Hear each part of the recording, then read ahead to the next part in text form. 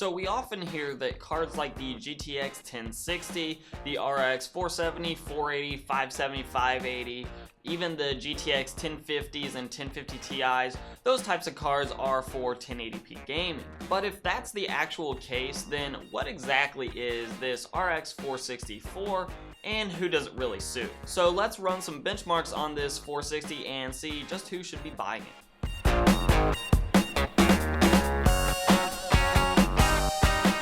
Before we hop into these benchmarks of this RX 460, there's a few housekeeping items I want to throw out there.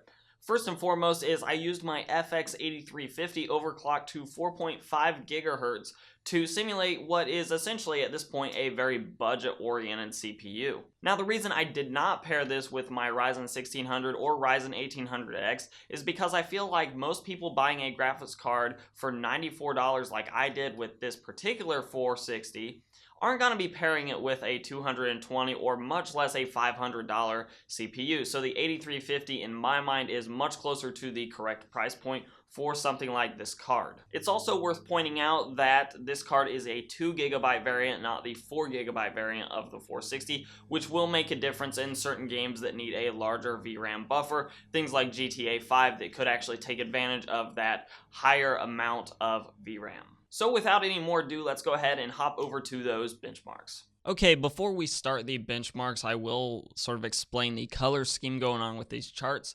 If the FPS was rated at 60 or higher, we're going to be in the green bar.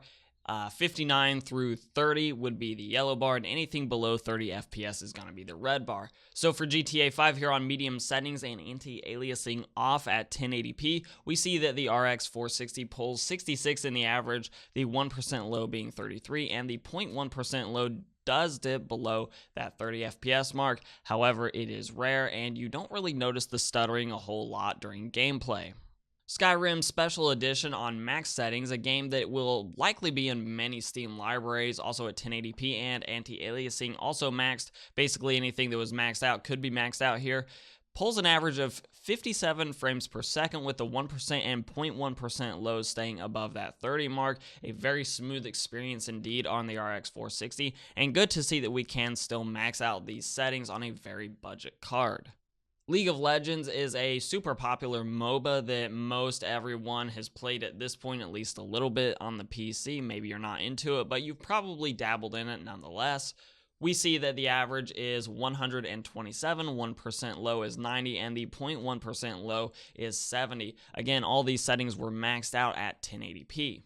Overwatch was left on medium settings at 1080p, and we pulled an average of 93, a 1% low of 78, and a 0.1% low of 74. Once again, a very smooth experience from Overwatch with a little bit of wiggle room, especially if you have a 60 Hz panel for you to up those settings into the high range and still get extremely smooth gameplay.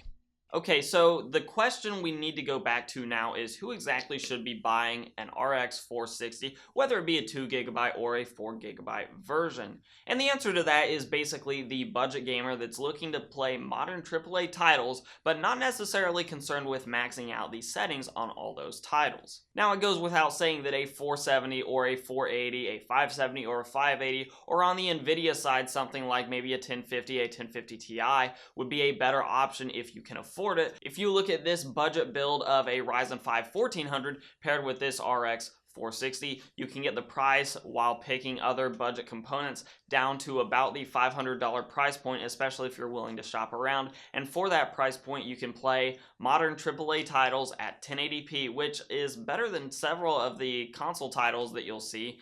And you can get very good frame rates out of those if you're willing to play a little bit with the settings. We saw in GTA 5 nearly 60 FPS on that title, and that's a very demanding title. Now, the RX 460 is sort of in a no man's land of pricing right now, with this particular variant coming in at $95, but to jump up to something like an RX 470 or a 570, you're going to see a big leap, especially right now with the cryptocurrency craze driving up AMD graphics card prices. That being said, if you're looking for a slightly better graphics card than this particular 460, you're going to have to look on the NVIDIA side of things, with things like the GTX 1050 or 1050 Ti sort of filling the void between the RX 460 and the 470. But for the average gamer that's just looking to play several of the modern AAA titles at reasonable frame rates and a good resolution, and looking to play esports games, this card is actually a really good fit because most people will be playing on those 60Hz panels, and at that rate, especially in those esports games, this thing will absolutely destroy those games, and this card will give you basically a very smooth 60 FPS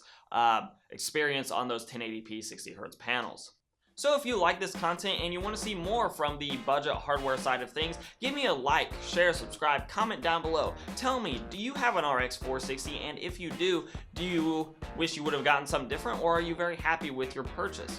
You can also follow me on Twitter and on Instagram at Hoosier Hardware. They are the same tag for your convenience. And as always, we'll let YouTube queue up a couple more videos from my channel for you to watch. I'm Shane with Hoosier Hardware, and I'll see you guys in the next video.